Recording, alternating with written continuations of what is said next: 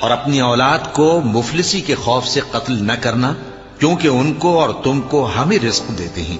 کچھ شک نہیں کہ ان کا مار ڈالنا بڑا سخت گناہ ہے، اور زنا کے پاس بھی نہ جانا کہ وہ بے حیائی ہے اور بری راہ ہے۔ اور جس جاندار کا مارنا اللہ نے حرام کیا ہے اسے قتل نہ کرنا مگر جائز طور پر، یعنی بفتوائے شریعت۔ اور جو شخص ظلم سے قتل کیا جائے، ہم نے اس کے وارث کو اختیار دیا ہے کہ ظالم قاتل سے بدلہ لے، تو اس کو چاہیے کہ قتل کے قصاص میں زیادتی نہ کرے کہ وہ منصور و فتح یاب ہے۔ اور یتیم کے مال کے پاس بھی نہ پھٹکنا مگر ایسے طریق سے کہ بہت بہتر ہو، یہاں تک کہ وہ جوانی کو پہنچ جائے۔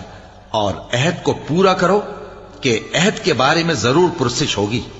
اور جب کوئی چیز ناپ کر دینے لگو تو پیمانہ پورا بھرا کرو، اور جب تول کر دو تو ترازو سیدھی رکھ کر تولا کرو۔